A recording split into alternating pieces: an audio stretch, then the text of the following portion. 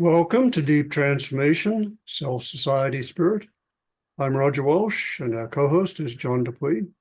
And today we have the opportunity of exploring a really important way of looking at dynamics in the world, a way titled Polarity Management, pioneered by Barry Johnson, who's with us today. Barry developed this field, which is now a thriving field, particularly in the consulting and business world. He's the author of three books actually, Polarity Management, maybe 4 books. I've lost count. His first on the topic, Polarity Management, and recently a book titled, the main title is one word, and the subtitle is Making a Difference by Leveraging Polarity, Paradox, or Dilemma. It's a very rich book, which we'll be focusing on today. And he is the receiver of the Lifetime Achievement Award from the Organization Development Network. Also with us is Beena Sharma, a world authority on adult development, a real pioneer in that research field, who is the founder of VEDA, the Vertical Development Academy, which offers webinars and training programs and testing. And I think I've done almost every webinar she offers. She's a master teacher. And today we are going to be exploring both polarity management and also bringing in Beena's adult development perspective to add a further dimensional context to this. So, Barry, let's start with you. First off, how did you discover polarities and their importance, and what the heck is a polarity? Well, first of all, thanks, Roger and John, for having me here. I'm appreciative, especially joining Beena, because we've been working on this together for a long time. So the first polarity map, which is essentially an infinity loop at its basic core, emerged as when I was working as a Gestalt therapist 50 years ago. So this is, I'm a slow learner, so I've been working with it for a while, and we keep learning. Hopefully another learning session happened today as we try to apply polarity thinking to issues that we confront every day within our personal lives or organizational lives, and also in terms of international affairs. So it works at every level of system, which excites me. And the essential dimension of polarities, it's about interdependent pairs. So I believe that we are have an universal interdependence of all of life and all of matter, and there's a universal interdependence there, which for me also is the most clear example of divine unconditional love is our universal interdependence. And the polarity is essentially the smallest element within our universal interdependence, which is the interdependence of two. And so that's where the name comes from. It's about our interdependent pairs that show up, and we'll get into that in a moment. Great. Good. And, sorry, John, did you want to say something? No, I just was great. Also, I wanted to affirm that. And Beena, you changed my life when you said your life had been changed by discovering polarity management. So, what did you realize that this has become so important to you? Well, first, I'm thrilled to be here, especially with you, Barry. Barry's my hero.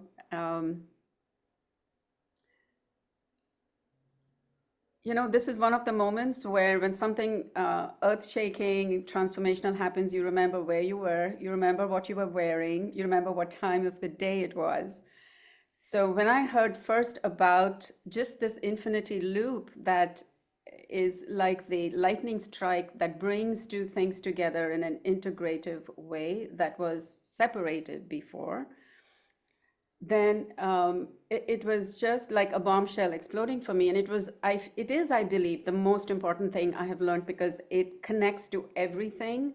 And it is, in a way, I would call it the driving motor of maturity and human development. This capacity to integrate the things that are separate and to see interdependence is the driving engine of human maturity. So I might end up saying a lot of bombastic statements. I'll start with one, which is there is no human endeavor in which this principle, this reality, this approach, this way of sense making is not applicable, period. It applies everywhere. It's the most expansive, explanatory, and applicable idea. And it's not an idea. It brings one closer to reality. So that's a little bit of how significant this work has been for me. And it has expanded my own work within adult development. And so I might even, to start off, make that distinction between polarity management and polarity wisdom. There's a difference there. Management is an early word, we might say. It points to managing things, whereas wisdom is a more mature word, more sophisticated. And I'm not comparing those terms as much as using it as an example to show how language embeds maturity and how, and I think we'll be talking about this, how polarities are at the core. Polarity thinking is at the core. It's a muscle that we can develop.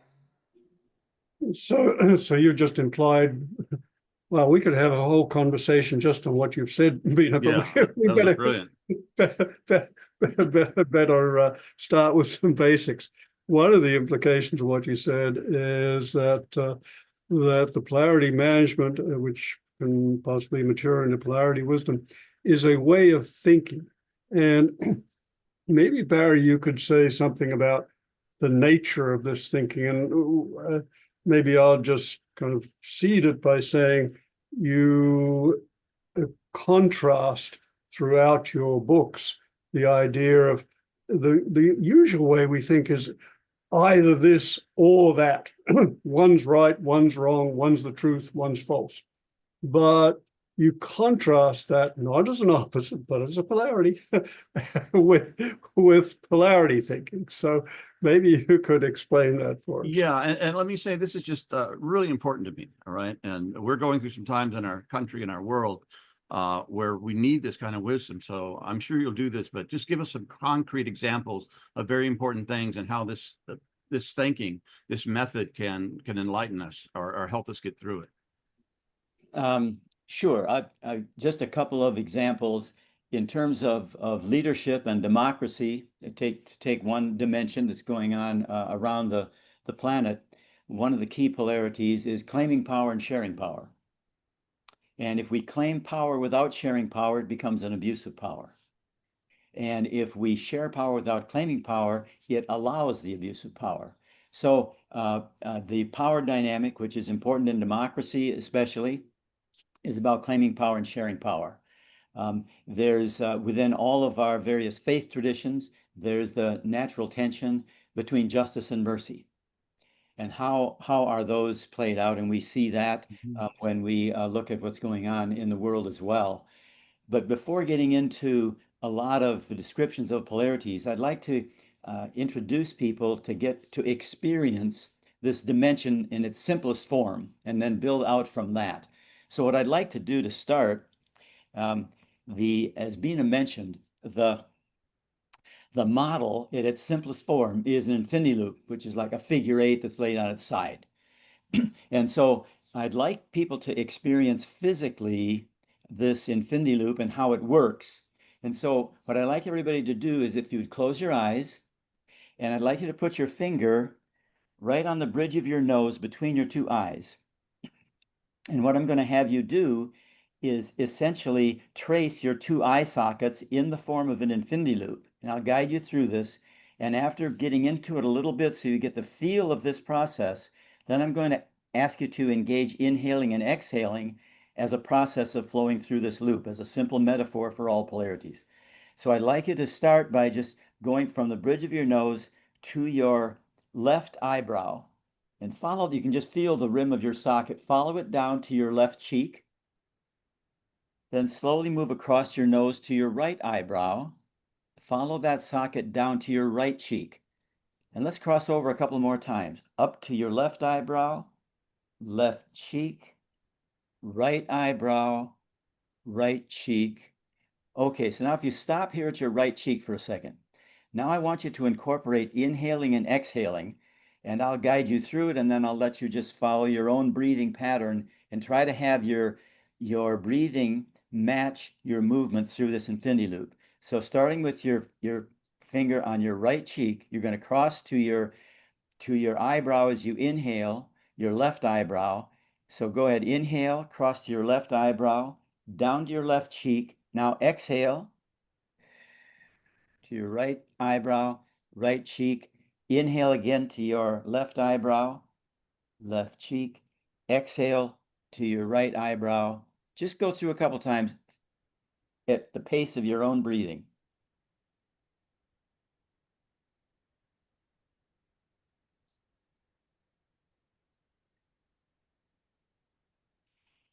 Okay, thank you.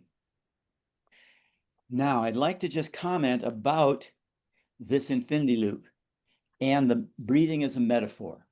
So within all polarities, you have two upsides or two benefits.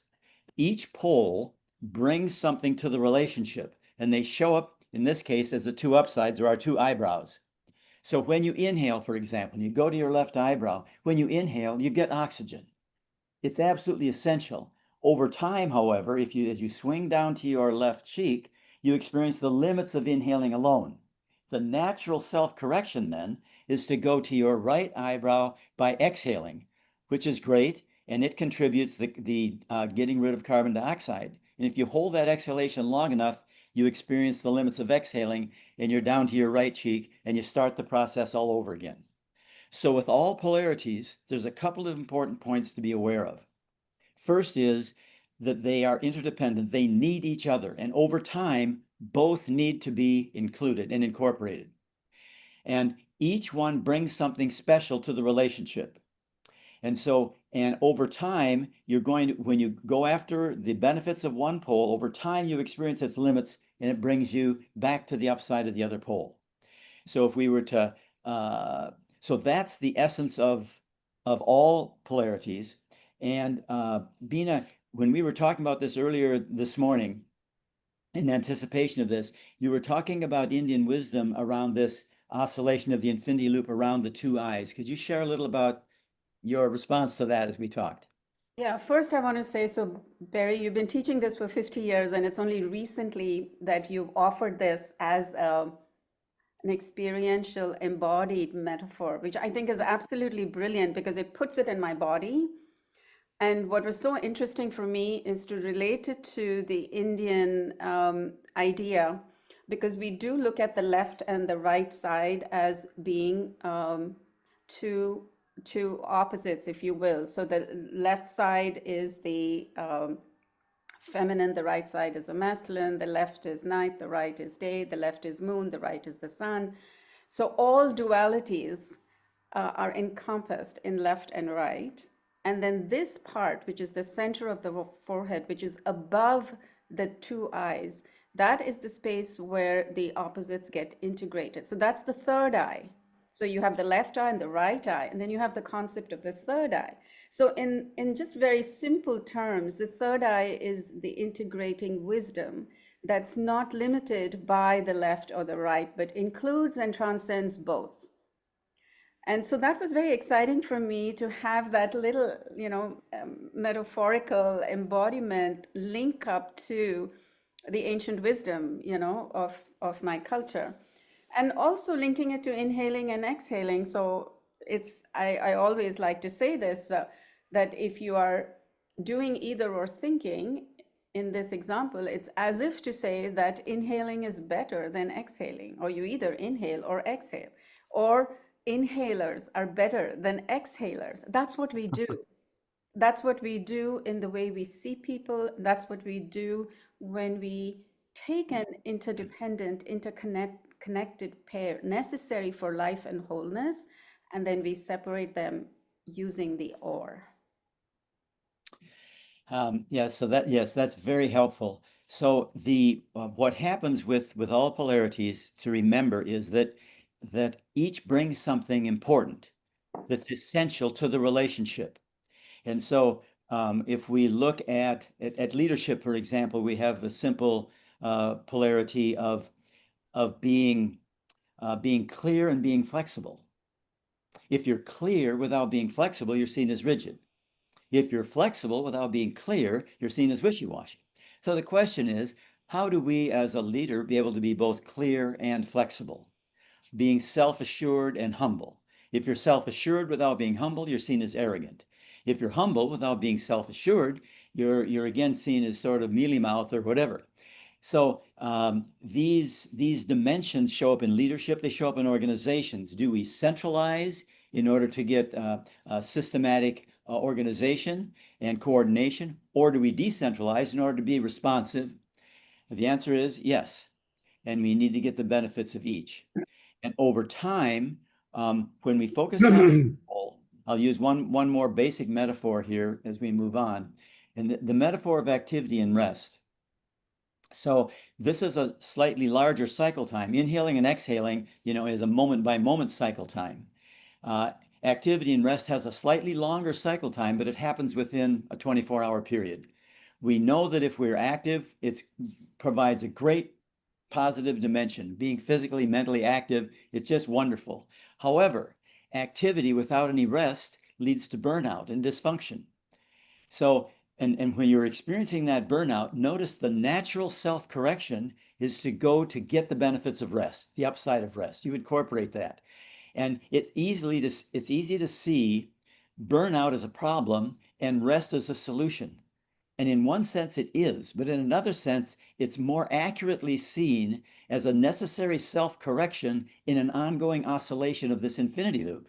You're burned out, you need to get some rest. You get the rest, which is rejuvenating, and then if you stayed in that rest position long enough, you'll experience yourself getting muscle atrophy, dysfunction. You need to get up, get out of bed and be active again. So activity and rest is another example of this ongoing oscillation between the two poles. And with all polarities, once you are aware that you have one, first of all, the first thing you can do is stop fighting over whether you're going to be active or restful, because you're in both and you just have to take advantage of both. And what we talk about with leveraging polarities is you need to maximize both upsides and minimize the downsides. And you can be intentional about that if you're aware you have a polarity. So the notion of either or thinking, I want to be clear about this from the beginning. Either or thinking is absolutely essential.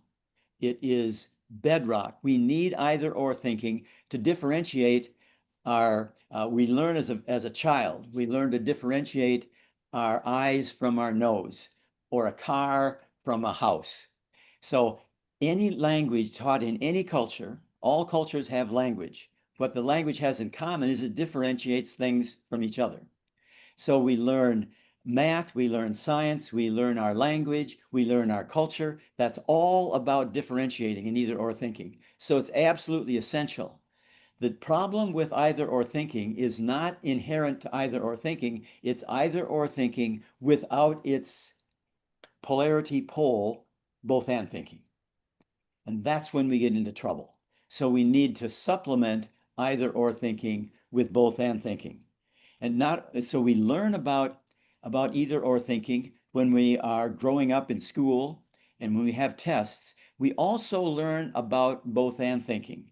And the way this happens in our culture is less formal, but it's like, I'd like you to imagine for a second that you're 2 years old and you're playing in your home, and you're with either some siblings or some neighbor kids or whatever. You got some toys on the floor and you're getting into an argument over the toys.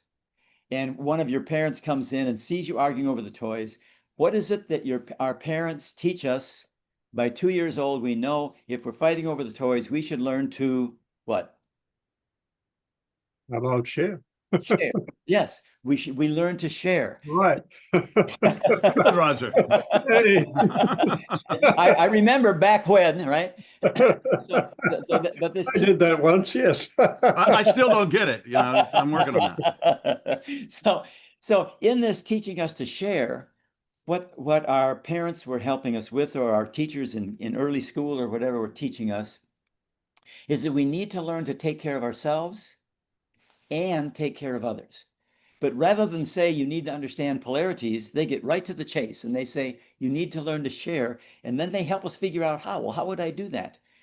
Well, if you have the same toy you're fighting over, you say, well, you can have it for some time and then the other person has it for some time. Or you divide up the toys, but you figure out a way to take care of myself and take care of the other.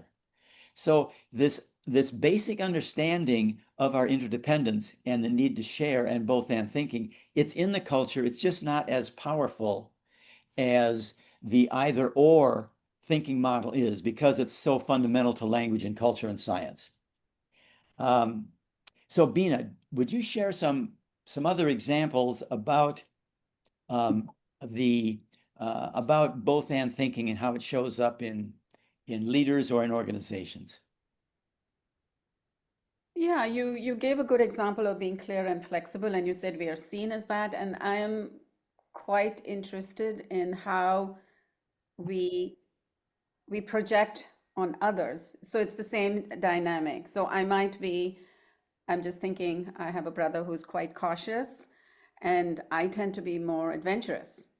And but we both decided that one is the better way. He thinks it's better to be cautious because then I'm safe, and I've decided it's better to be adventurous because it's exciting, and there are so many possibilities. And so I think this, first of all, the key word is the better. That's problematic. If you privilege one pole over the other, then there will be a point in which you will enter the downside of over-focusing or privileging that pole. And that's why I say preferences are the root of evil. Because when you prefer something, then there is some sort of dysfunction. And if you do it in an extreme way, then extreme dysfunction can become evil. So, but what we also do is see the downside in the other. So he sees me not as adventurous and all the wonderful thing that comes with adventure. He sees me as foolhardy. Just sometimes just wasting time and flailing, and you should be resting and you shouldn't take on too much, and all the things that come with my adventurousness. And I tend to see him as more fearful, narrow, constricted, constrained, contracted. So that's also the other dynamic that happens in interpersonal context or relationships, is we see the positive value that we are upholding, that we are pursuing as part of our preferred pole, but we see the downside in the other.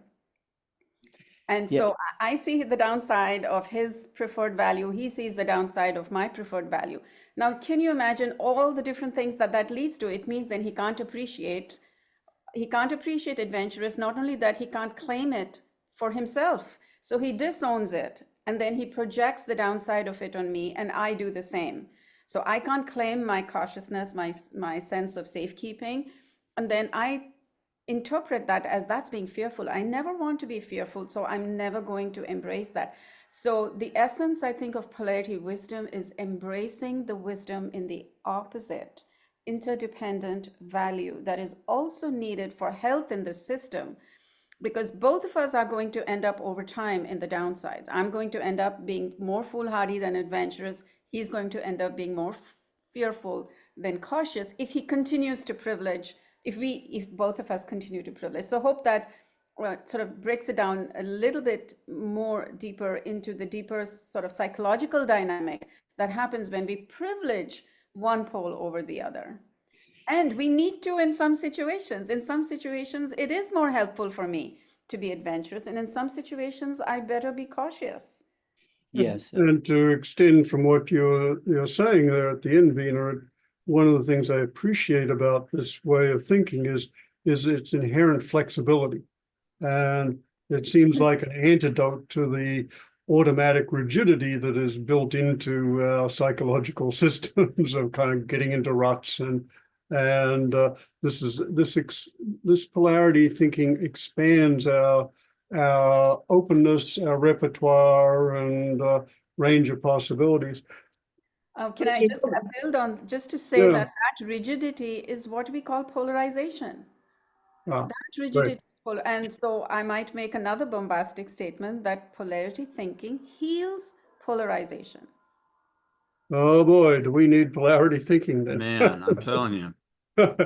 There's one other distinguishing characteristic that hasn't been mentioned yet, and I'd love to have either or both of you speak to it, and that is one of the things that really struck me in distinguishing either or thinking from the polarity both and thinking is that the either or inherently leads to an assumption that you can handle this problem once and for all.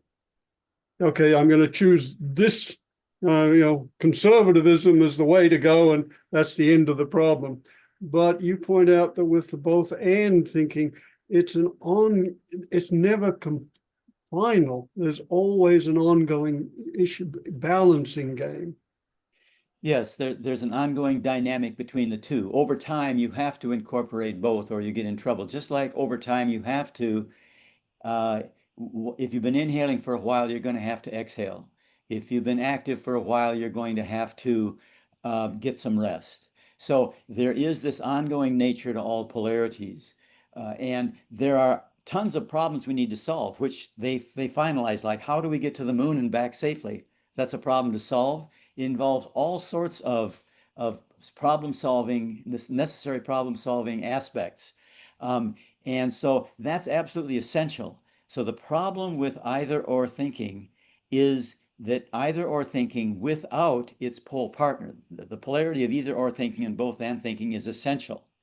So both and thinking has its own downside. This is important. We're not advocating that both and thinking is the wave of the future and either or thinking is to be left behind. We're saying, no, either or thinking is absolutely essential. It's bedrock, and it gets us into trouble. As a matter of fact, I will go so far as to say that either or thinking without its necessary partner, both and thinking, is the root cause of poverty, racism, sexism, and war. And this is fundamentally important. So if we try to bring either or thinking without both and thinking to address poverty, racism, sexism, or war, it will not work, because the absence of either or thinking is what caused the difficulty in the first place. So using either or thinking alone to address the results of either or thinking alone will not work. We absolutely have to supplement either or thinking with both and thinking. Barry, you said the absence of either or thinking caused the problem. Did you mean the absence of both and thinking? I'm sorry, yes, the absence of both and thinking, right, thank you. Yeah, the absence of both and thinking caused the problem in the first place. Causes the problem. And so when this leads to our tendency, along with either or thinking, one of our tendencies is the assumption that if we have an evil result, we need to find the evil source, the inherently evil source. This is the foundation of all James Bond movies and all crime movies, etc. It's like, so if there's some evil that's being perpetrated, then we say, well, okay, we need to get at the root cause here, find who it is. So at the opening of a James Bond movie, you have some evil that's happening, and you need to somehow track down the evil source and destroy or whatever this evil source. And everybody cheers when this villain has been destroyed. But this notion that the root cause of evil is an inherently evil source is something that I'm suggesting is actually a false assumption and a false pursuit, that there is no inherently evil source. And that an alternative, well, so then what is the source of evil? And the source of evil results is pursuing either or thinking to the neglect of both and thinking. So evil comes in pairs, and so does good. So let me share how this happens. In all nations, large or small, all groups, there's some form. I'm focusing on justice and mercy now. This polarity. There's some set of rules that they're either written, like the Ten Commandments, or they're in the culture. You understand these are things you don't do, and that's to guide the culture in order to help people survive. So we have these rules or guidelines for how we should survive. So that's on the justice side or the law side. And what happens in a very linear process is that if some laws are good, the linear assumption would be that more laws would be better. So you can see where this is headed towards lots and lots of laws. The other truth about the justice pole is if you pursue, if you have laws, you need to have some sort of consequences if you break the laws. Right? So if you don't have consequences, then the laws are meaningless. Now, if some consequences are effective, harsher consequences are probably better. So think about where this is headed. You're pursuing justice to the neglect of its interdependent pole, which is mercy and forgiveness. So let's just pursue the justice pole for a second. I have more and more laws and harsher consequences. What does this look like? It looks like, if you're getting to the downside of this without mercy, it looks like stoning a woman to death for being pregnant out of wedlock. Now, how did we get there? How did we, in the name of justice, how did we get to stoning a woman to death? And we do it self-righteously. How did we get there? We pursued justice, laws, and necessary consequences to the neglect of mercy. This is why Desmond Tutu's book, No Future Without Forgiveness, he's emphasizing this other pole. And the whole reconciliation movement after apartheid in South Africa was about paying attention to the mercy pole. And so we need to pay attention to that mercy pole, which is the understanding of forgiveness. And without that, we just become extremely self-righteously cruel to each other. So that's an example of how that works. So if you could look at the two upsides, our two eyebrows, the two upsides of any polarity as good things. They're two good things, absolutely essential, and they need each other.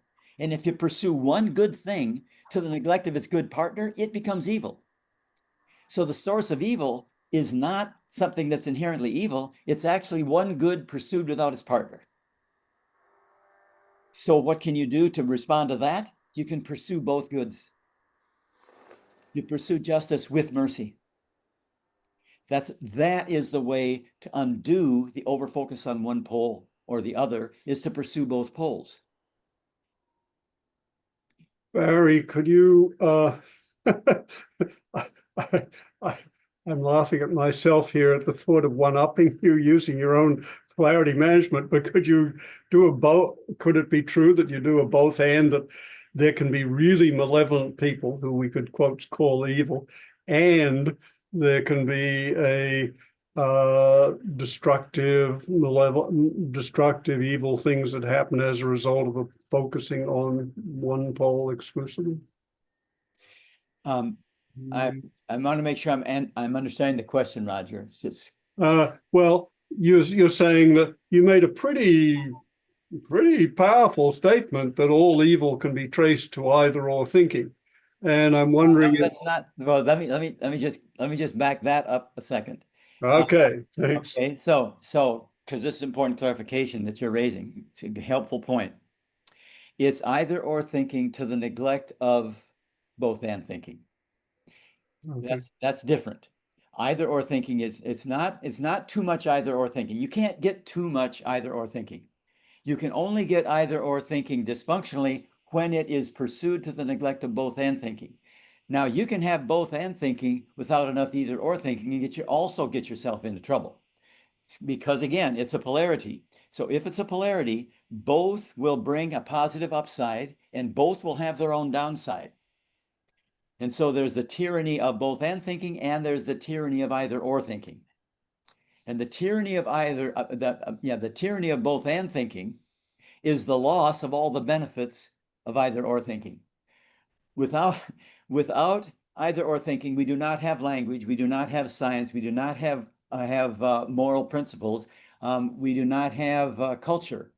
I mean, it's absolutely essential. And so it is a huge gift that's essential. Without its partner, both and thinking, it becomes dysfunctional. And we don't have to look for some evil person. Oh, it's this evil group. It's their fault. No, it's not something inherently evil about any of us. It's about our universal interdependence. And when we act as if we weren't universally interdependent, we become dysfunctional. No problem with that. I can agree with all of that. And my question is, can it be both a dysfunctional overemphasis on either or thinking and malevolent actors? Yes. As a matter of fact, if you overfocus on either of them, you end up getting the downside of both. Okay. Right. And maybe the malevolent actors piece brings the maturity element. Yeah, and I wanted to ask you about that, Beena, because we're Barry, you're giving a very powerful argument for the importance of both ways of thinking. Yet the reality is we seem primed to emphasize the either or thinking. And if I understand your work correctly, Beena, you suggest that the both and thinking requires a certain maturity process. Am I right there? That is true. We might say that to do only either or thinking, to do black and white thinking, to do mechanical thinking is a function of less maturity or immaturity. And as we grow, as life teaches us about what is true, or what's the better way of living, or as we realize that the world is not what we make it out to be, and we are disconfirmed in our beliefs about the world, then we begin to embrace the things that we leave out. So at early stages, there is, in our work, we do an instrument that measures using language, how people see the world, how they make sense of themselves, how they make sense of others. And at early stages, we see a much narrower perspective taking. The world is smaller, it's all about me. There is no capacity really to include the other person because of a function of my worldview. And it could be that I'm in a survival mode. There could be many reasons. It could be because of childhood difficulties, or it could be because of the conditions, that are prevalent, that call out the small side of me. But at the first stage of development, we really are so overly concerned about ourselves that we don't have the bandwidth or the capacity to even consider another person. So it's also called the self-centric stage. But then as we develop and we get socialized and we realize that, we're living in a society, we need to follow the rules, we need to take care of other people, then we step into the next stage of development. So there are these 8 stages of development that we've gone through in an earlier conversation with you. So one of the interesting things I find is to look at the polarities, or the pole preferences, I should say, that show up at each stage. In some ways, you can say that stages can be defined by a series of pole preferences. I pay attention to one pole only of another, one pole of another, one pole of another, and they all stack up. And then very quickly, that is sort of the blueprint of a much narrower way of seeing. So at each stage, you see some natural preferencing or privileging. Sometimes it's unconscious, and sometimes it's chosen. So at the very early stage, we privilege self-interest over others' interest because that's all we can do. So it's more a function of the stage. And there's only intent and immediate, gratification. There's no idea of the impact. There's no idea of the consequence. There's no capacity. Then we get to the next stage. There are a couple of other things we end up privileging. We end up privileging the other person. It's more important what you think of me, and I want to make sure that you're happy with me. I'm more interested in your approval, and I really don't have my own voice. So I privilege, in that case, I privilege that part. I privilege harmonizing over asserting myself. At the next stage, as I separate myself from the social approval stage, if you will, I'm my sense of self comes from what I do, what I know. And so now I privilege what I know. And so I become more advocating. I know what's what. I know what's right. This is how it should be. And inquiry is not online. I don't know yet how to inquire because I'm still finding who I am, finding my voice, finding what's important to me. And I also privilege just working by myself. It's hard for me to work with somebody else and collaborate because I'm so convinced that this one way of doing it, and to include you is messy. And I don't know how to do that yet. And then at the next stage, I learn that. I learn a little bit of collaboration. I learn little bit of inquiry. But then there are other things that I tend to privilege because of that stage view. And one of them is achieving and performing.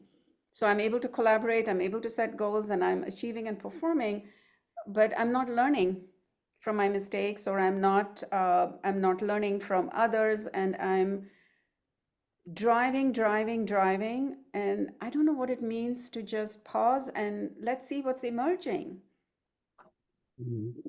Let me say something at this point. I've been working out all these polarities in my brain while we've been speaking. And this came to me that the ancient Greeks, the concept, the idea of virtue was very important. They really struggled with what the heck does that mean? And I think Aristotle, I believe it's when it came to it, he finally said, virtue is a virtuous act. How we approach a situation is by doing what is appropriate.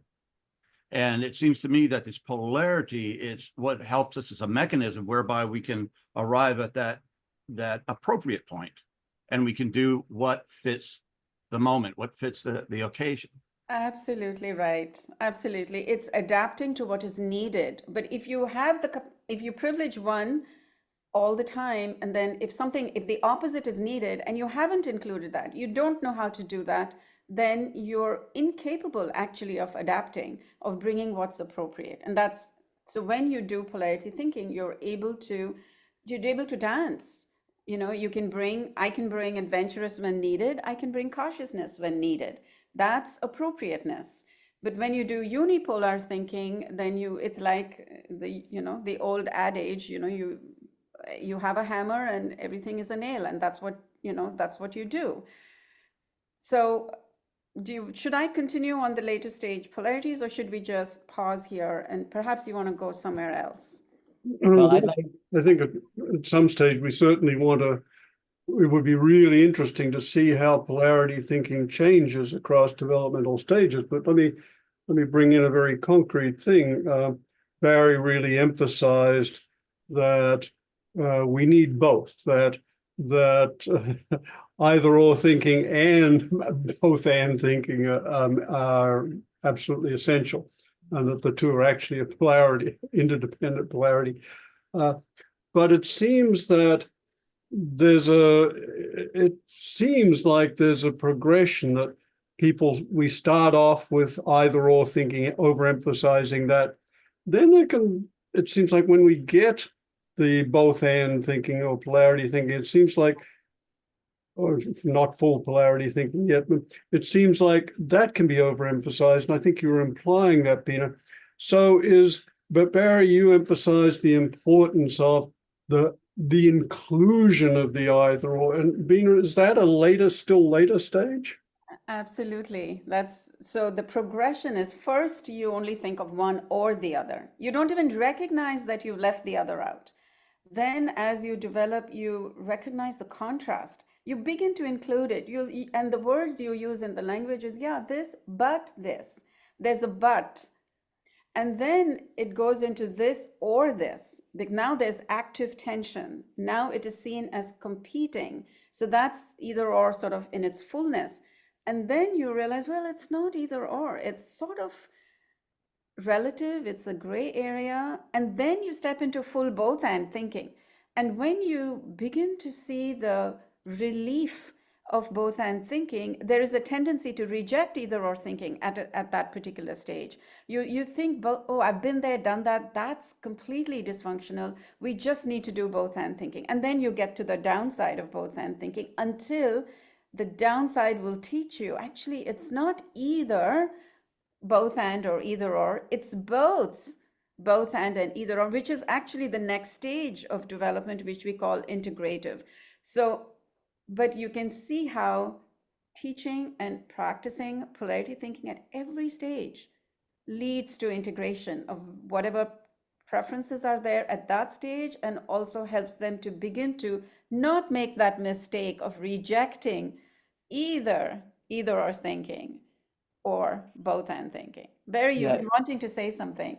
Yeah. I just agreeing with you, Beena. One of the things we say is that the rejection of either or thinking is an example of either or thinking, right? Because it's it's like once I see both and thinking, I experience it, and I'm still working with an either or mindset. So I say, oh, the choice is I have to choose now both and thinking, because either or thinking is no good. I put an either or frame on this move. Couple of other things. One of the fundamental distinctions between either or thinking and both and thinking is that both and thinking can include either or thinking in the frame. The reverse is not true. There's no space in either or thinking for both and thinking. So there's a capacity enhancement here that allows you the potential of embracing either or thinking and both and thinking that shows up once you have the opportunity to really experience and appreciate both and thinking. It allows you to continue to incorporate the either or mindset. Now, and the other thing that I was thinking of, I had this image being as you were talking about moving through the vertical development process. When you look at the infinity loop and you look at getting both upsides, you could almost, if you look at a telephone pole, the old time telephone poles that used to have a peg on the right side and then another peg up, you'd step on that to climb the pole. You'd step on one side of the pole and then the other.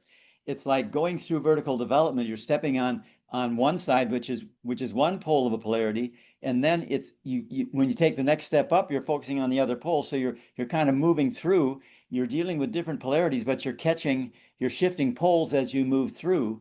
And as you move through, you become more and more at ease with this movement.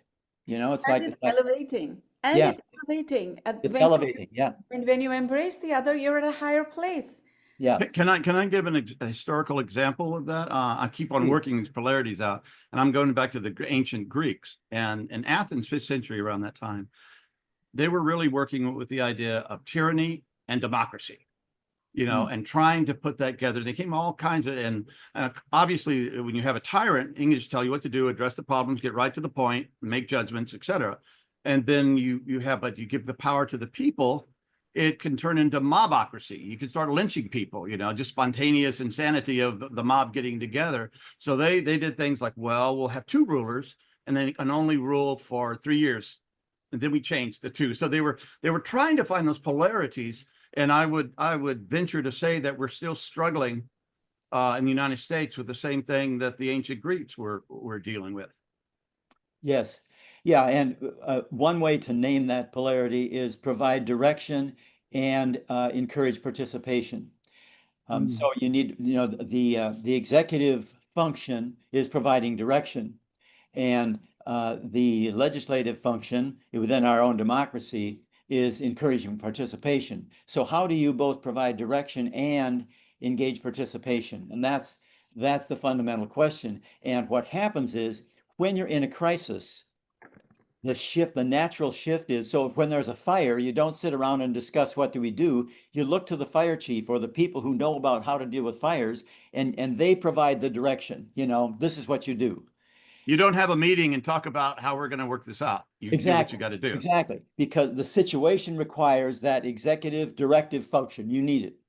Now, if you wanted to hold on to that directive function and maintain your, if you will, the strong direction side and minimize the participation, one of the things you could do as a fire chief is pay somebody to start fires. So now you are building in a system that you always need the message that we're in significant trouble and only I, the fire chief, knows how to take care of it. So keep looking to me. So if you can create the sense of significant urgency and distress, it causes people to look to that executive function, and a leader emerges. And how do they hold on to it? They need to continue to have some kind of a sense of crisis going on to which they are the answer. They need to say that we're in a state of war. And Yeah. now it doesn't apply now because this is an emergency situation. So you find an enemy and you get everybody fired up about it. And I just have to take over because I'm the strong man. And, you know, that other stuff, it stops us from doing what needs to be done. So I'm going to do it. Exactly. And that's a very natural survival instinct to look to in a crisis, to look to that somebody or some small group who's providing that executive function, providing direction. And what happens then, that's what feeds dictatorships and what sustains them. And you also then, you need somebody to blame, the enemy, for whom you are the one that's saving them from this enemy, whatever that is. Well, it certainly clarifies a lot of what's going on right now. Mm-hmm. Yeah, I think so. And the question is, how do we both respect the need for direction and reinforce participation? So right now, there was some wisdom in the creating of, the balance of power, if you will. The ability to claim power and share power is a fundamental polarity. And so it's like, well, we need to distribute that power somehow. So let's have an executive function. We need that direction. And how about this participation side? Well, we create a legislature, we create a House and a Senate, we create Congress. That's the participation side. And how do we mediate this with some sort of justice? Well, we have a justice system. So we have this with delegated powers that are shared, and we also build in a time in which the leadership changes.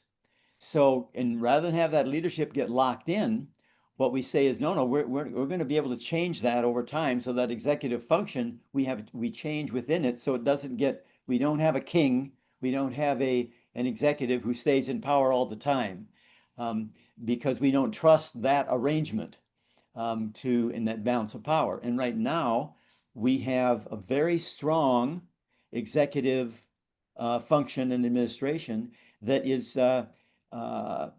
challenging both the judicial branch and the legislative branch in terms of their assertion of power. So the executive branch is claiming a lot of power right now. And the question is, will the legislative branch be able to claim its own power and push back and say, wait a minute, that's not a decision that the executive branch makes. That's a decision that Congress makes. We'll make those decisions, not you. Or the judicial branch says, wait a minute, that is a violation of the law as we understand it, so you're not going to be able to do that. So the question is, will we be able to rebalance, if you will, that power tension between these three branches? And we've got an opportunity in the midterm elections to possibly change that, or not. Roger and I and our team would like to thank you for your support and interest in the Deep Transformation Podcast and the ongoing conversation in which we pursue the love of truth, the love of beauty, and the love of goodness, the eternal virtues and verities. If you've been touched and moved by this adventure and journey, we would ask you to press the like button and hit subscribe. It is deeply appreciated and enables us to grow and increase our ability to contribute. Thank you. So the question is, will we be able to rebalance, if you will, that power tension between these three branches? And we've got an opportunity in the midterm elections to possibly change that, or not. Well, that's bringing it back home, isn't it? Yeah. Oh, I have one more polarity that I've been bouncing around in here. Okay. In spiritual practice, you have the practice of stillness, of emptiness, and that's very essential in all these different traditions and however they state that. And then you have, well, what do? You take this wisdom from the emptiness, and then it has to become action in the world. So if you just sit around and do emptiness all the time, well, that's okay, but what does it lack? Well, it lacks creativity and going out and doing good, virtuous things in the world. So, Yeah. you know, how do we balance that? Yeah, I think that's a wonderful polarity. It's some version of, again, just with all polarities, there's a lot of different ways to name the poles. There's not sort of a right way, but there's like just a cluster of thematically, this is what we're talking about here, this is what we're talking about here. And in this one, one of the names I would use is doing and being. So Yes. how do we just let ourselves be centered, be peaceful, be self-caring, and uh, be involved in being active in the world, making our contribution. So it's doing and being. And in Martin Buber's book, I, thou, and I, it, he's talking about this fundamental dimension that is it's at the transformative level, in which he talks about the world of I, it is the world of experience, in which I experience conversation, I experience you, I look at Beena and think how beautiful she is today, and I think about how bright she's been, and so that's in the world of I, it. I'm aware of other things and I can celebrate them. It's wonderful. In the world of I, thou, I am in a space of universal connection and interdependence. And I am just at one with the universe, and there is no differentiation between me and Beena. The differentiation just disappears. And he talks about this as the I-thou relationship. It's subject-subject, not subject with object, right? And he describes this oscillation when we become aware that we have been in the world of I, thou, we are back in the world of I, it, of experiencing it. So we can only reflect, when we reflect on the experience, the I, thou experience, we're back into the world of I, it. So most of our life we spend in the world of I, it. And the way I describe it in my book is the first 284 pages are in the I, it world. And I've got 3 pages that talk about the I, thou and dimension and I, it, and that's the last 3 pages. And it's my very simple effort to create some counterbalance to the first 284 pages.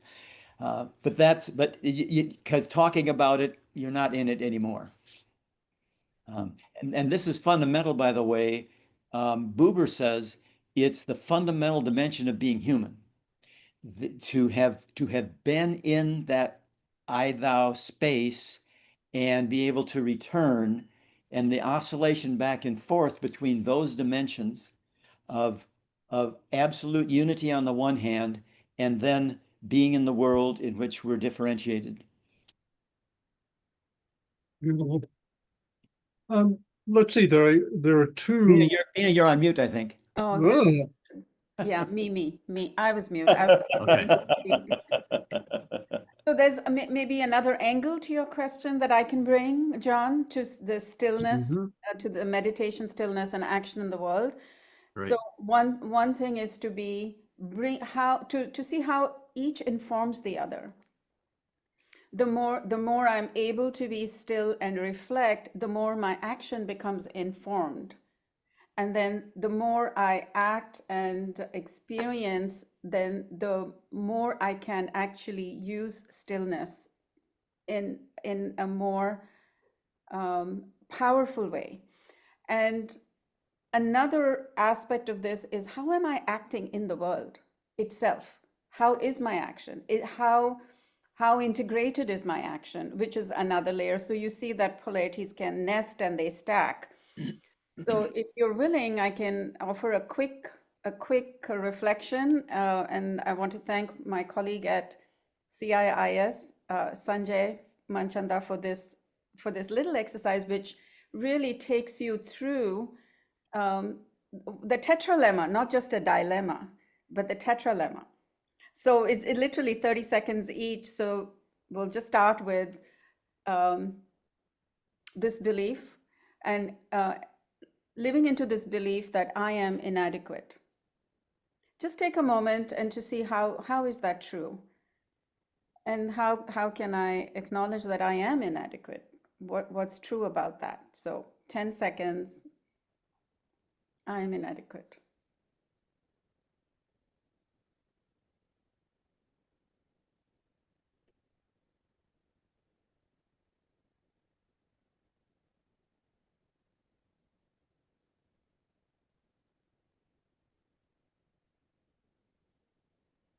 And I think we can all connect to that. That wasn't hard. Yes. Yeah. Now I'm asking you, inviting you to embrace the other pole, the opposite belief, which I am adequate. And so acknowledging the ways in which I am, or how is that true? That identity, that aspect of my identity, how is that true? I am adequate.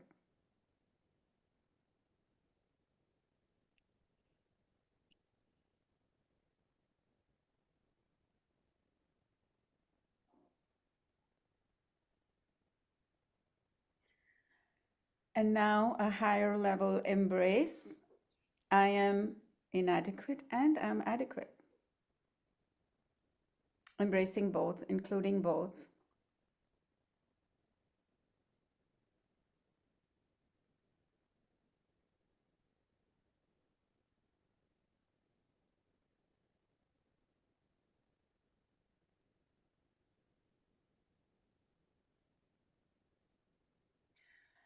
And the last one, I'm neither adequate nor inadequate.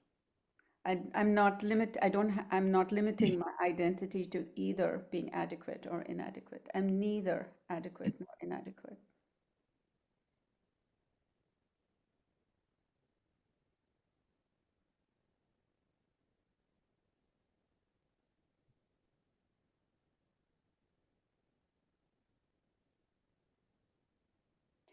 And the last, just saying I am 3 times.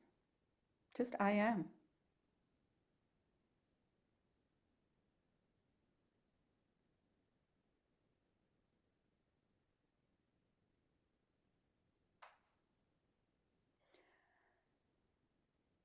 So where my action comes from, which of these, does it come from feeling adequate? Does it come from feeling inadequate? Does it come from this larger embrace? And stillness can teach that. So it was it was a good experience. And I hadn't any problems with how I'm inadequate. And I didn't have any problems coming up with things that I can do well. I seem to be used by a higher power or bring some goodness in the world. But when you said, okay, put them together, it came before you even said it, came out, I am. That was the solution. That feels very, very clear, very good. It feels like a nice embrace of polarities and what about Beena, the I am not? But that is a more fundamental polarity of I am and I am not. That's also a polarity. That to see, is that what you mean, being and non-being? I mean, how do you mean I am not? Yeah, well, I'm thinking more of the recognition that the very assumption I am is pretty, that's a big assumption. Yeah, so I didn't do the last one, which is part of the exercise, is which you go beyond the I that's beyond the I, but I just didn't go there today. Yeah, that. Yeah, can I say at a very fundamental level, I'm very been interested in decades for quantum physics, where they look at the most fundamental things that we know about reality. And in that quantum world, things exist and then they don't exist. They're a particle and then they become a wave, depending on what is observing it. And it's impossible to have a pure vacuum because they have the things called quantum foam, that from the nothingness, something appears. And so if there wasn't this nothingness, you wouldn't have anythingness. And it's like back and forth. It's just built into the pattern of the way things work. Yeah, and it's a wonderful enhanced appreciation of our universal interdependence. You know what I mean? It's like it's another fun sort of awareness of and I hadn't heard about what you just described, John. So it's fun for me. It's like yet another fun way to appreciate the richness of talking about our universal interdependence. Yeah, there are a couple of many ways we can go here, and to first off, just to emphasize what John was saying about the, I'm no expert on quantum physics, but I have been just intrigued, as John has, to read Carlo Rovelli's work on his so-called interdependent interpretation of quantum physics, that fundamentally there are no separate entities. Everything is interconnected and interdependent. So just to emphasize that foundation, but there are two themes that would be great to continue exploring here. One is some very specific examples of applications here, particularly some of the global contemporary issues we're facing. The other is to continue your developmental analysis, Beena, and maybe that can provide a framework for coming back to the examples. So as I understand your work, you have been able to find that different two kind of developmental processes regarding polarities. One is that there's a different emphasis on specific polarities at different stages. And second, as we mature, there's a more effective way in which we relate to polarity. So maybe you could take it from there. Yeah, sure. So what you might call, one is content and the other is the process. And I think we went over this where at early stages, so I'll first talk about how we respond to tension and how we respond to opposition in the first place. In the first place, we just choose one unconsciously, there's one, and then the other begins to come alive, and then we see it as competing. We tend to juggle, we tend to contrast it, and we see it as tension and conflicting.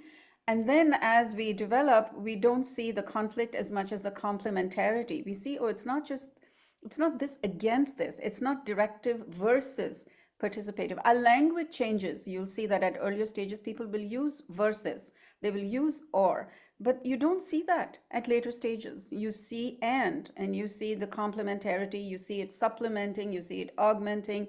You see a picture of the world where they're both needed in different ways. Initially, it's also seen as if both are needed equally, and then it becomes more nuanced. Sometimes you need less of one, and sometimes you need more of the other, and sometimes you need more of one in this situation and less of that in this situation. So there's more contextual inclusion. And then you also realize your own privileging of both and you recognize that at some point it's, you have to be surgical about something. We have these expressions that sometimes you just have to cut the cord and, accept the blood, accept the bleeding, that kind of thing. So you begin to see the value of that. And then you're able to modulate even that, being able to do that either or when needed, but it is now seen in context. It is seen as perhaps doing either or within a part of the system to see the benefit in the larger part, or to begin to see the either or in the system that is necessary to keep that system from being dysfunctional. I know these are sounding a little abstract, but I think you understand that in situations that are very complex, you're able to parse, where do I need to hold the line, and where do I need to be open? So I can do both. And then at the later stage, the last two stages, it really becomes a flow. It happens because it's so much integrated and embodied in you that you don't have to think about it so much. You are automatically able to respond in appropriate ways. That's wisdom. You're able to bring what is needed, and then you continue to learn from that, because we're always learning from the feedback, from the impact of what we do. So that would be the trajectory of how we respond to opposition and conflict and tension. And as you presented that latter stage there, Beena, what flashed into my mind was a image of the yin yang symbol of Taoism. Is that applicable here? Oh, totally. All Yeah. the way up and all the way down. And in the Indian system, we have a personified yin yang, which is a deity, is the image of the masculine and the feminine in one body, which to me is more accessible because the yin yang is an abstraction, whereas the embodied yin and yang feels like, oh, this is in me, this is part of me, and I can include both. And Barry, you were going to say something after. Yeah, I was just going to build on what you were saying, Beena, in remembering one of my mentors, Jack Gibb, who wrote a lot about trust theory, and I was involved with him when I was in my doctoral program. And one of his statements was that if you could see an individual or an organization or a nation state completely, that love is a natural byproduct of seeing completely. And this capacity, as you were describing, this was like a capacity to see a more complete Yes. universe. And the way that, so I see a polarity lens as being helpful in our pursuit of being able to enhance our capacity to love individuals, love nations, love enemies. And so anyway, that was one thing that I was thinking of. And what's happened to me is I've been more and more fascinated by the notion of our universal interdependence as a manifestation of a divine unconditional love. It has changed the way I've looked at the polarity map. Often with a polarity map, you have two poles and then a greater purpose or an integrating piece. Why bother to manage the tension between the two poles? And you can have a greater purpose. And when we looked at inhaling and exhaling or activity and rest, we might put life as the greater purpose and death as the deeper fear. And recently, as I've been thinking more and more about nature and the violence in nature, I have put life and death as two poles.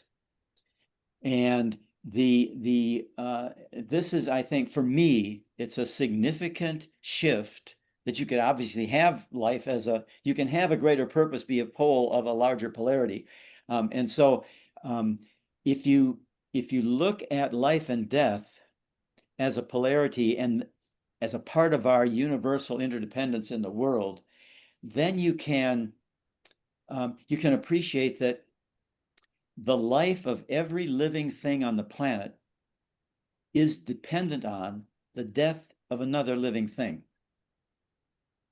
So you can look at and I was sharing, did a presentation where I showed this. It was a picture of a wolf pack going after an elk. And the pictures of them attacking the elk, they're killing the elk, and they're gnarling, they're tearing this elk apart, and this is part of nature.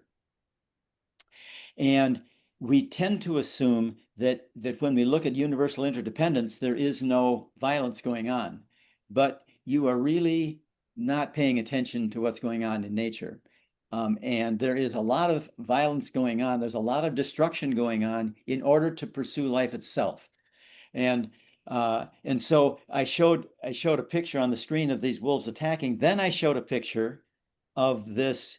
It was looked like a mother wolf with two little pups, right?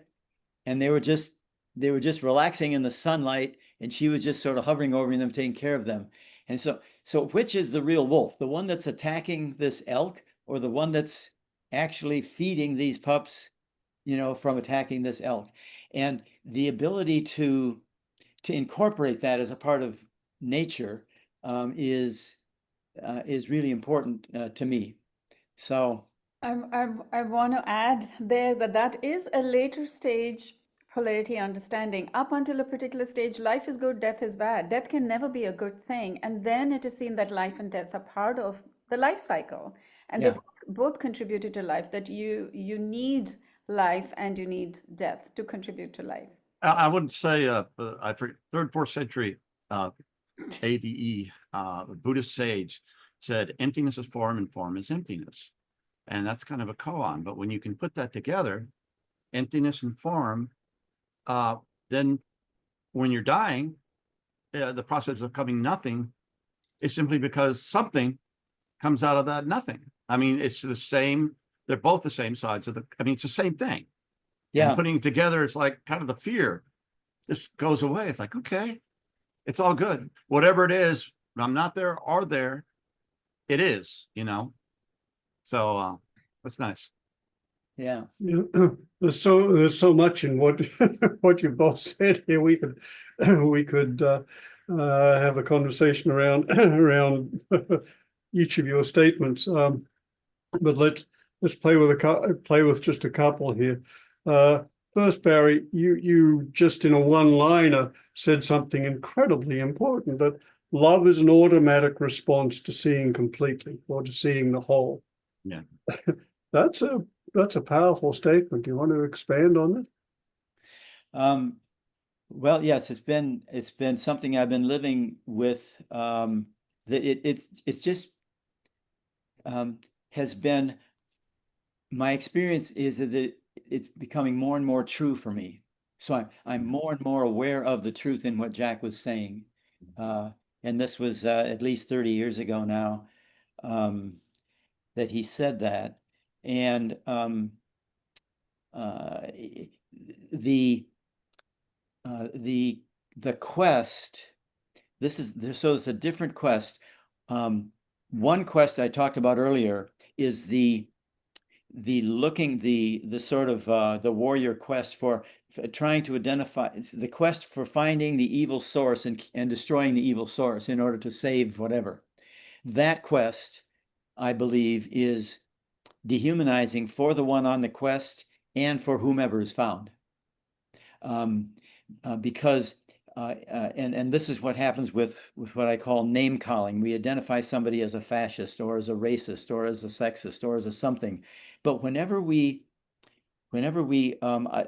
so we try to find somebody, we try to address racism by trying to identify, well, who are the racists, and let's educate them or put them in jail or do something with them, because they're the source of the evil. But let's take that for a second.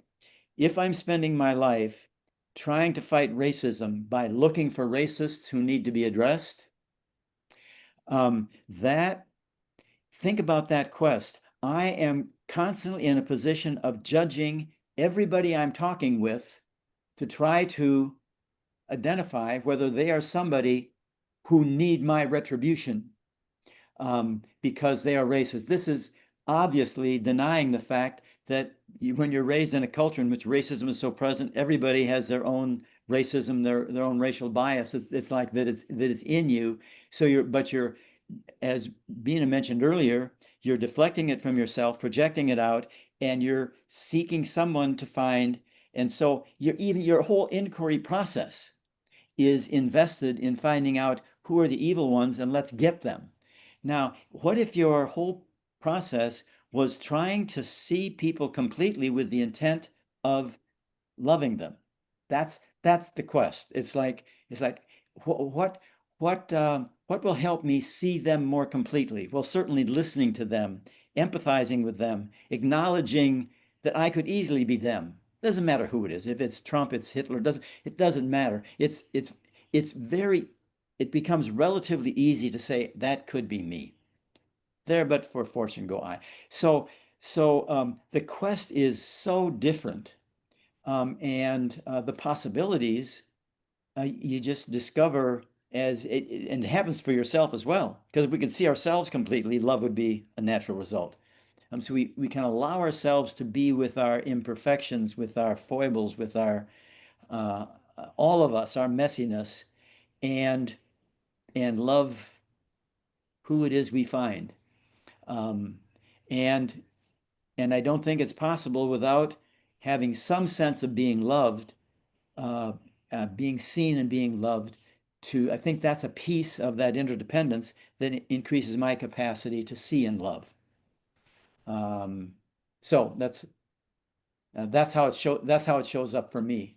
And so if I find somebody with whom it's extremely difficult for me to even want to invest energy in attempting to see them completely because I'm so pissed off at how they're behaving in the world. What I can be aware of is the inability to see them completely is about my own limitation. It's not about the potential to love them were I able to see them completely. So I'm really just, I'm really confronting my own limitations at this point. You know, I just can't get beyond what this guy is doing or what this woman is doing, what this person is doing I can't get beyond that. But that's me not getting beyond that. It's not them being impossible to love. You know, Yeah, that even is radical responsibility, what I'm hearing. You know, that's taking radical responsibility for one's own incapacity to see. And there, but for fortune, go you or I is such a high order perspective to bring. And I can't help but think in terms of the stages. You know, we are taught as we grow up, you know, us versus them. We are taught that separation, you know, even while I was taught to share with my friends. I was also told, though, you know, when you, as a child, they are them, you know, be careful, you know, be careful of your things. And so the us versus them begins, that separation begins, and then we slowly begin to acknowledge the other, and then we're interested in, oh, they have a different perspective, and at least we're willing to listen, but I really hold mine. And then I begin to see, oh, but your truth is also a truth. It's not just my truth. It's not just about let's agree to disagree, but let's acknowledge that we both have truths. And then it goes further where you begin to realize that the truth that we are creating, whether it's positive or not, I'm contributing to that system. And then I come to the fact that even the separation between you and I is just an idea, is a construct, and there is no difference. And you and I are, now we see me and you completely, and then we see our innocence also. That's high order. That's high order maturity. It's not that it's not that easy in the world. it is indeed, and it feels like this is pointing to something. Well, both the whole acknowledge is pointing to something extremely important. I'm thinking that love is an automatic or natural response to seeing fully, and you introduced defenselessly, Barry. So seeing fully and defenselessly. And it feels like that ties into some of the more profound aspects of contemplative perspectives. Some of them, for example, the idea of theologically, the idea of an all-loving God. And then, of course, you've got the polarity of how do you put together the all-loving God with suffering in the world. But still, in other traditions, for example, certainly in the Bhakti traditions of your tradition being around in Buddhism, there's a very advanced recognition of what's called primordial purity, that even though there is the suffering and the incompleteness and problematic nature of constituents, there is something fundamentally pure and positive about the whole. And that's a very advanced recognition. So it feels like you're pointing to something not only of enormous practical importance, Barry, but of absolutely something ontologically fundamental. Yeah, and I think so. And we've had it, like you've mentioned, that these are historical. I mean, mysticism has been around for a long time, and um, the the the the mystic that I most regularly appreciate is Richard Rohr, and Richard's daily meditations, and his, it's the action and reflection, the Institute for Action and Meditation, is it just, I really resonate with that, and I keep being reminded of that, um, that dimension for all of us. I wrote a book when I was, this is a brief part of my history that is fun to sort of connect back to. I was raised in a very conservative Lutheran church, and at age 13, I thought I was going to be a Lutheran minister. That was my plan from 13 on. I thought I'm going to be a Lutheran minister. But I was also at that same time, uh, I was struggling with the fear of going to hell. So the very strong fear of this and doing things right. And as I found myself being attracted to young women, to these teenage girls, I got in my teenage years, and I immediately saw this as lust, and I tried to figure out how to not be attracted to young girls, because I was going to hell, and so serious about it that I thought one day I had a scissors in my hand, thinking if I punched out both of my eyes, I wouldn't see them, and then um, I wouldn't be lusting. I wouldn't be in this sinful position as a person, which shows how dramatic this can be for someone who takes this seriously as a young person. And fortunately, I didn't have enough courage to do it. But then I saw myself as both a coward and a sinner. And the reason I had to poke out both eyes is because I didn't. If I just poked out one eye, I wouldn't. I'd still be able to see with one eye. That would be tragic. But it was based on a text, in the New Testament. If your eyes cause you to sin, it's better to have your eyes plucked out and go to heaven than to have your sight and go to hell. So, I mean, I just interpreted that literally, and I was in that form. So then I evolved into a place where I became in a very individualistic thing, which that religion is. It's about your individual salvation. I realized that I was loved just as I was. This was transformative for me, and I thought, this is really amazing. But I kept being bothered by the fact that there were all these people who didn't have the opportunity that I had to be aware of being loved and what would happen to them. So now all of them are going to hell. And I thought, there's something I was struggling with. So I struggled with that until I got an awareness when I was graduating from college in 1965, and it hit me, which was I now call it a mystical experience. Then I thought it was like, I'll be damned. I just couldn't believe it. It was that in the traditional notion that there's heaven and hell, I thought, no, the message of the life, death, and resurrection of Jesus is that everybody's saved. It was a universalist assumption, and I was just so captured by it, I couldn't even study for my final exams. And I started just telling people, and people were pushing back like crazy as I was saying this. And I and so I wrote a small book about it. I went to New York and I wrote just a small book on it. It's called All. And now the cycle, this was 65, so however many years ago that was. 60. Yeah, 60 years ago. Um, the book "and" is also a three-letter word, and I'm saying the same thing. It's just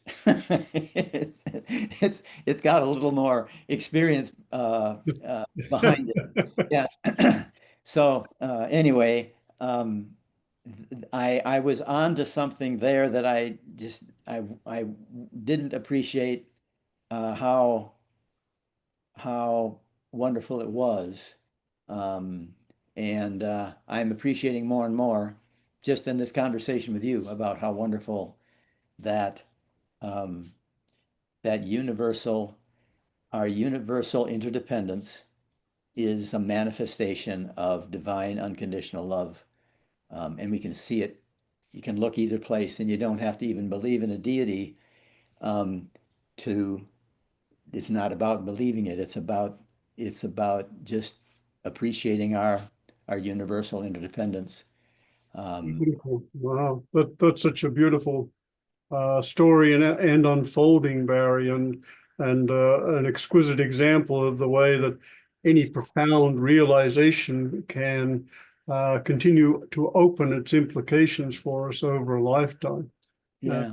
And maybe, Beena, this would be a way back into allowing you to add to what you told us about development, because I think you pointed to the fact that development emphasizes both, there are shifts in both content and process, and you came to the process, but you didn't talk about the content of what polarities emerge at different stages. Yeah, I had started doing that. So when we talked about at the very first stage, there is the self-interest. So that's the focus. And, you know, there's no capacity to really include the other.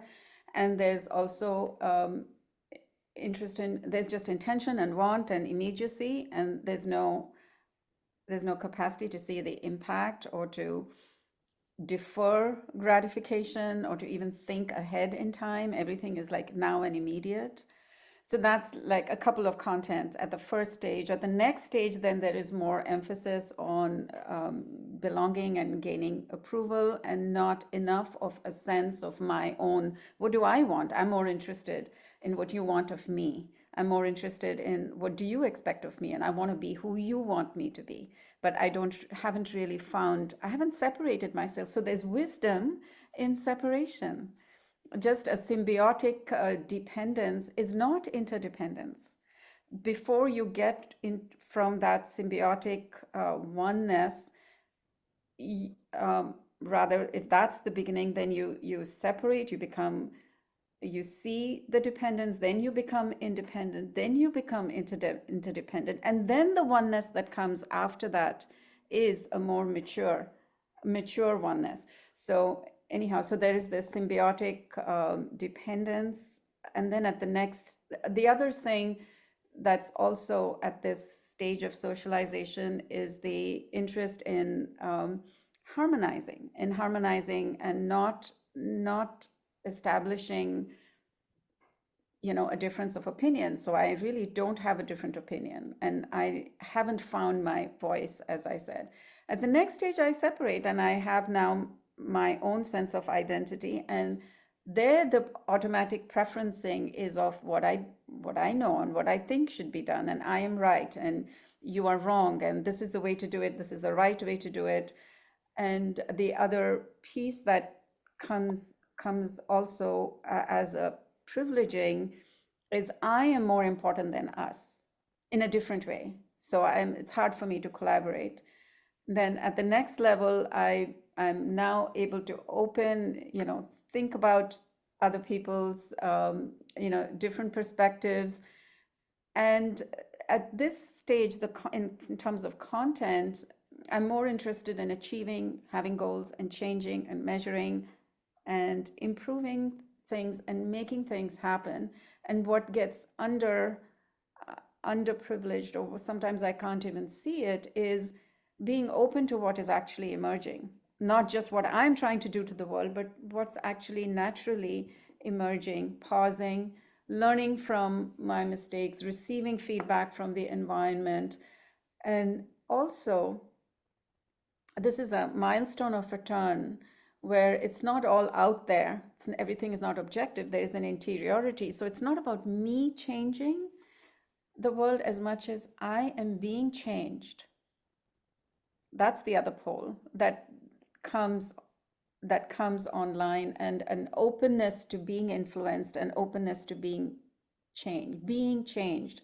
Otherwise, so sometimes there's a fear that if I don't control everything, if I don't make everything happen the way it should happen, then we're all in trouble. Yes, John. it seems like there's a cycle going here. You have states, and you have a polarity, then it comes together and you have a new unity, then you have a new polarity all the way up, you know, and all the way down. So Beautiful. it's Beautiful. very, very beautiful. And I wanted to say something about what you said, Barry, about Richard Rohr.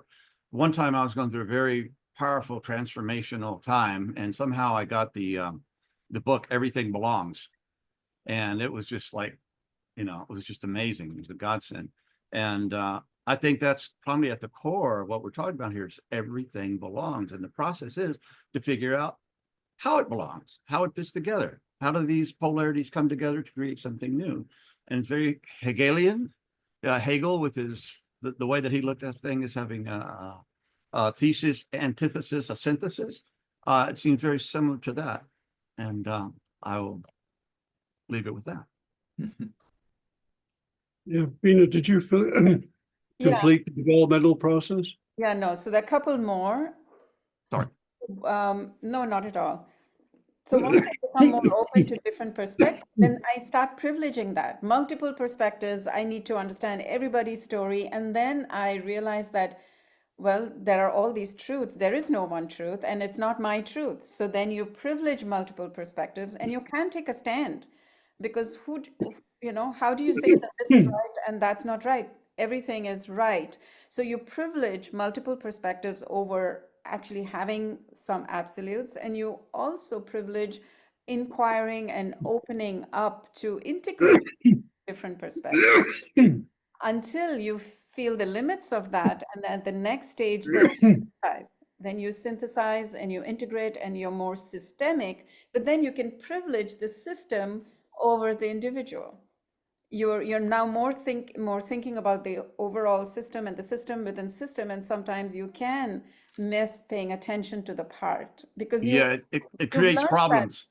it creates Yeah. problems, and you have to be able to also pay attention to the part, not just the whole. And because there's so much capacity and mastery at this stage, then mystery is not seen in a way. It's like everything can be, I can do so much, and all of this needs to be included, but there's also something that's mysterious and invisible that is not seen. And then at the next stage, there is a recognition that all of this is meaning making. Everything that I'm thinking, like even these absolutes that I thought, okay, everything is relative, but there are some absolutes. But these absolutes, they're also ideas, they're constructs, and they're all stories that we tell. So then the polarity of stories, constructing realities, and then actually living it. So the map is not the territory. So the map and the territory then are seen, they sort of come together at that stage, living into it. And then the last stage, which is the unitive stage, is full of polarities and paradoxes, and all ambivalences are acknowledged and integrated and owned and seen as separate and seen together. And that's when non-dual and dual also is seen as a dualism. I mean, because that's what language is, making that difference between dual and non-dual. So they go all the way up in so many more ways than I can explain in 2 or 3 minutes. But at least you have a couple of key ones at each stage. But when we look at each stage of development, we identify, some 8 to 20 polarities at each stage that not everybody will inhabit because they are abstractions, but they give us a window into that meaning making. That's so beautiful, Beena. You just gave us a tour of human possibilities. That's just wonderful. And And I'm so grateful to Barry, so grateful to you for teaching me this lens, and for me then to be able to use this lens to parse maturity. That's a gift to both the fields, and I'm just very, very grateful. Yeah, wonderful. yeah, And- I'm sorry, go ahead, Barry.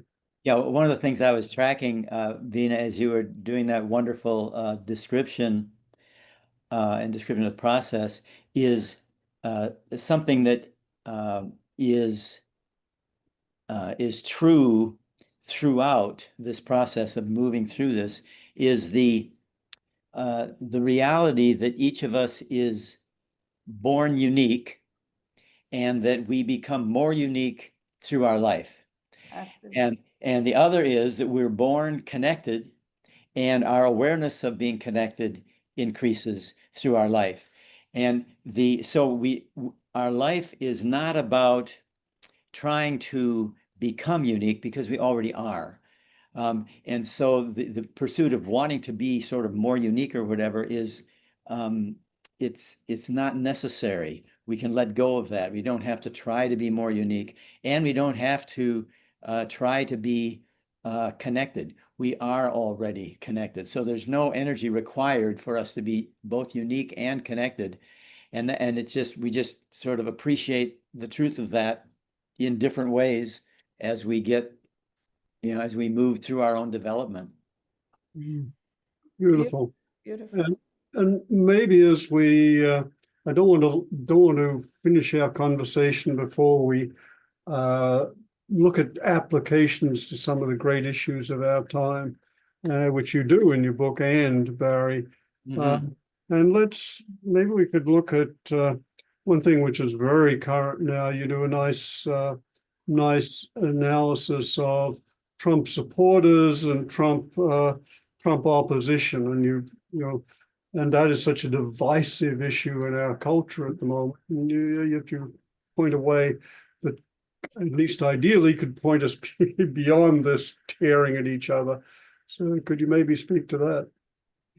Um, yeah, well, I think that having a polarity lens, when you find yourself in conflict with somebody, if you have some appreciation for polarities, the first question is, wait, we're in tension here. Might this tension be around a polarity, or one or more key polarities? And if that is true, as Beena mentioned earlier, we might have 2 points of view where I'm seeing the upside of my value, and it's triggering my fear of the downside of this other's value. So, for example, if we're looking at immigration, and I'm valuing the Statue of Liberty, send me your, being welcoming. And some people are saying, well, that can be, your notion of being welcoming, which you're so excited about, makes me anxious. Because if we're welcoming without protecting the people who are already here, we're just welcoming people from outside of our group, if you will, welcoming them in, without paying attention to its impact on those of us who are already here, that makes me frightened. And so the more welcoming you are, the more anxious I am about your being welcoming. On the other hand, if somebody is being protective and saying, well, I need to protect the people who are here, the more they talk about being protective and shipping people off to El Salvador's prison because they're supposedly involved in a gang, the more you're being defensive and protective, the more I'm concerned about your inability to see the humanity of the people who are wanting to come. And so both of us have a point of view, a value that they're holding on. One is protecting and the other was welcoming. And the question becomes, from a polarity perspective, how can we be both welcoming and protecting? What does that look like? It's a different question than, can I get more votes in order to make sure that we do the protecting for the people who are on the protection side, so anyway, that's one example of how that shows up. Another way that it shows up is I'm talking now. This has occurred recently since I've been working within this. I live in a retirement community, been here for 8 years, and there have been some of us who've been were part of protesting, part of the hands-off demonstration, and other residents who were opposed to us demonstrating out in front of our retirement community. And so there was this, how do we deal with this, the tension within our own community here? And the language that I'm using in this ongoing discussion, it's really quite current here, is the language of compassionate action. And the combining of the freedom, the freedom to speak, the freedom to demonstrate on the one hand, to take action, and to have that be modulated by, have it be impacted by compassion. And so the notion is that compassion is the source of the action in the first place. It's the why. Why are we acting? Because we're concerned about the impact of various actions on people's retirement, on our grandchildren in terms of climate change. So it's like it's coming out of a compassion for, we see harm being done. So it comes from compassion. And so the how is also informed by compassion. So how do we take the action? Why we take the action? Because we're concerned about things that are going on, that people are being harmed. How we take the action, we need to be compassionate about the people who we are impacting with our action, including the people who would prefer we not take that action, including the people whose action we're even opposed to.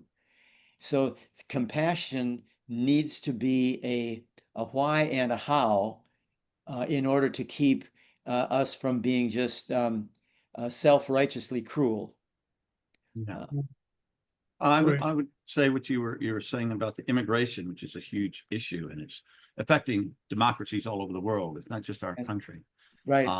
And I, interestingly enough, have strong feelings on both sides. You know, I think people have a right to their culture and, you know, protect it. And I feel that's okay. That's not sick. There's something good here. And then, of course, I lived a large part of my life in Latin America, and I was, you know, dealing with middle class, you know, poor Indians, high, you know, I met them all and I loved them all. So I don't know what the solution is, but I really recognize that polarity within myself, and I'm struggling with it because I don't think it's, you know, just, you know, steal our country and blah, blah, blah. Or yeah, it's like, how do you respect what's good, yet fix what's broken? And how does that come together? Yeah, a good friend of mine, Michael Buchmann from Germany, talked about the initial response to immigrants coming into Germany was extremely welcoming. I mean, it was extremely welcoming. And because they were so welcoming, people started going to Germany because that was a place where people were welcome. And so rather than other places where it would be harder, more difficult, they were housed. People were opening their houses for temporary housing for people. They were meeting them at the train station and designating which houses they could go to stay temporarily, and that led to a flood that led to a reaction where people were saying, "Wait a minute, we are beyond capacity in this welcoming thing," and it fed the more that conservative, more right-wing. Wait a minute, we're not protecting. You know, we're making ourselves vulnerable by how we're doing this. And so matter of fact, we did a presentation a number of years ago of just about that whole issue in Germany, where they had done something that was very much like our Statue of Liberty. You know, give me your poor, your tired, your huddled masses yearning to be free. And so, but it's a good example, like you said, of it, we experience it inside. Barry, maybe Reminds me- follow on with that. Maybe I do want to get in perhaps our final example, the biggest of all challenges, something that you've been working on, Beena, and thinking about deeply, is the so-called meta crisis, the recognition that the many challenges we're facing, whether it be environmental, ecological, weapons, war, degradation, pollution, you know, all these are reflections of both our individual and collective psyches and our culture, and that they are feed into one another in an extraordinarily complex, actually incomprehensibly complex, big system. And I wonder what, you know, this is one of the great challenges of our time, perhaps, you know, the challenge which will decide the future of civilization. It's a huge topic, but do you have a sense of how polarity thinking can help here? Well, first, even tracing the roots of the meta crisis, I think, and how it relates to either or thinking is important. So I'll just say a couple of things, and then Barry, you know, I'd love to hear from you. So the first is, I do think that unipolar thinking or either or thinking is a generator function of the meta crisis. This is the core psychological imperative or impulse that has led to the meta crisis. And so if you just break it down, so earlier I talked about how if you have systematically, you're privileging one pole over the other, and there is a set of polarities where you're only privileging one, then they all stack. And then you get compounding and more complex issues, which has led to the meta crisis. So what are some of these? And they're quite obvious that they're not earth-shakingly new framings. Focusing on the short term, not on the long term. Focusing on the part, not on the whole. Focusing on linear problem solving and not systemic. Focusing on external, what's external and not what's internal. Just, you know, taking concrete external material solutions and not really thinking about culture or the human being, for example. Focusing on the technical, So more technology, more problems, more technology. You're not focusing on the impact on humans. So now we have so much, impact on mental illness as a result of over focusing on technology. Focusing on the individual and not the collective. Focusing on by part, I mean even some constituencies and their independence, as opposed to collective and more equitable distribution. Focusing on what's traditional, like we make homes by cutting trees. What about innovative ways so that we can come up with new ways of making homes and we're not harming the environment? And then the last uber one would be focusing on, anthropocentric, human-oriented, as opposed to the non-human or nature. But you just stack all this up and you get the meta crisis. You stack focusing on short-term, linear, simple, external, technical, individual, economic, and humans only. And you neglect the whole, the longer term, the systemic, the human, the collective nature, and this is what you get. So this is just a very high level, quick, quite what is obvious. I think I'm just naming some of the obvious. And Daniel Schmachtenberger has summarized this beautifully in his description of what is naive progress. So naive progress is when you naively, do this simplistic, linear, part focused, short-term focused, and that's not mature progress. So maturity is about harmonizing the polarities. So Barry, I'd be curious about how you would. Yeah, I agree with everything you're saying, Beena. It's very helpful. Another way to look at how it's helpful is that we can look at natural desires that all of us have. And if we respond to those natural desires by choosing one pole of a polarity, we get in trouble. So the source of the problem is having a natural desire that is responded to by choosing one pole of a polarity. So for the first one, for example, is we have a natural desire to be problem solvers. Yep. If we've got a problem, then solving it. That's what we've been taught in school, is you got a problem, solve it. And so the desire to solve the problem tends to focus us on either or thinking and problem solving, to favoring that relative to both and thinking and seeing how we might leverage polarities, leverage interdependence. There's a problem here, let's solve it. So if we favor problem solving to the relative neglect of both and thinking, now we bring that problem solving mindset to other things we want to do. So we sort of leave, it's like we've chosen in that polarity, we've chosen the either or problem solving pole. And when we do that and we bring that either or mindset to our desire to protect our loved ones, our family, or our country, the underlying polarity that relates to protection is claiming power and sharing power. And if we assume that the only way to protect ourselves is to claim power so that we can protect, I will be so powerful that you will not harm those I care about. You will not harm my country, or you won't harm my family, my children, etc. So we end up concentrating power to protect ourselves from other people abusing us by them having more power than us. So you get into the over-focus on claiming power to the neglect of sharing power, and it leads to an abuse of power. And it leads to spending an inordinate amount of our budget on military power and protection. So now you've combined this either or thinking, and you've got the claiming power without sharing power, with this abuse of power. Another thing besides protecting is we want to provide for our family. So, I want to provide for my kids, my children. I want to provide for them. I've already now see this as a problem to solve, and I have assumed a lot of power in order to protect. I use that power to also provide. And the underlying polarity here in wanting to provide is the erroneous assumption that we can't as a society both have abundance for some in material things like water, food, shelter, safety, education, healthcare. We can't have both abundance for some and basics for all. The assumption is if we try to give basics for all, I'm going to have to give up the potential for abundance. If we provide basic housing for everyone, I'm going to have to give up one of my 3 houses.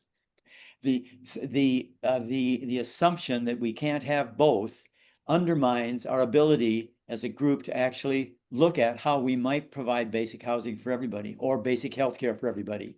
The assumption is that I'm going to lose the benefit of some abundance. We can't have high quality health care and basic health care for everyone. So that choice, notice how these are cascading and combining. And the final dimension that I think is in my sort of stack I write about here is the desire to belong. And when I want to belong, the way that we belong in any society, whether it's a faith community or a state community, is we belong by obeying the rules of that culture, that society. And so it's all about complying with the rules. And then we get into the justice and mercy polarity, where we overfocus on justice to the neglect of mercy. And we end up not being able to own our own shortcomings. Whatever the rules are, if we break the rules, we can't own up to that. And if we can't own up to it because there's no mercy, if we've got justice without mercy, then I end up lying and projecting anything I can't own onto other people. And I find a group upon whom to project what I can't own. And the 2 criteria for those who I would project on is they have to be available and they have to be a not me or not us. So if you think about it, if you're a white male with a lot of power, what groups are the not me upon whom you could project shit you can't own? That would be women and people of color. And so racism and sexism just evolves right out of that stack. So if you think about the original thing we're talking about is wanting to be a problem solver, wanting to protect, wanting to provide, and wanting to belong, all of those are things that are absolutely not evil. They are great and understandable. If we use the underlying polarities related to them and end up choosing one pole to the neglect of the other, then we create poverty, racism, sexism, and war. And the source are some very desirable things that all of us would claim are good things. So that it doesn't have to be an evil source for us to perpetuate those items. But I have a question before. I'm sorry, I didn't mean to interrupt. No, long enough. I talked plenty. Go ahead. So Beena, you were talking about the meta crises, okay? All these things stack up.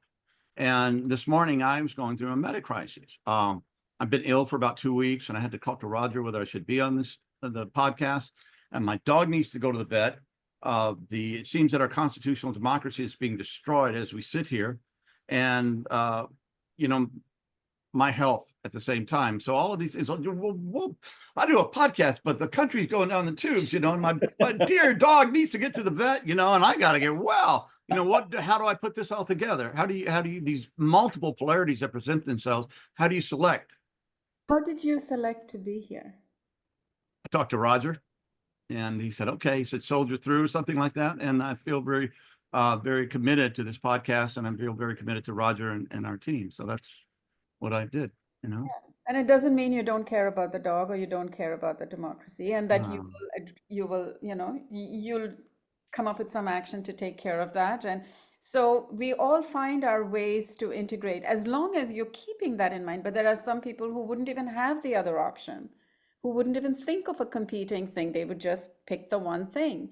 But so how do we do it? I don't know. That's an integrating question for every person in the moment. And to the degree with which we have the capability and the capacity to see these tensions, to recognize that they need to be harmonized, and then to practice what it feels like to do both, to be both, to the degree with which we've built that muscle, then right action will flow through us. So the more that we work with it, this process, this mechanism, the easier it comes to get through it and reach that point of everything belongs, and how do we sort that out and put it together? Yeah, it will become an unconscious competence, but we have to consciously become more competent, which is why I'm so interested in teaching this. I think it's something we can build, we can all learn. I'm way better at working with polarities today than I was 10 years ago. Mhm. And to that extent, I might be more masterful in the world. So and that's a very hopeful note that this is, that to some extent at least, this is in addition to being a developmental process, is a skill that we can learn, and and to coin a phrase, there's both and there's both development and information are important here. And Barry, you've done just a beautiful job in giving us some information, ideas, inspiration about this whole theme of polarities. And I thank you.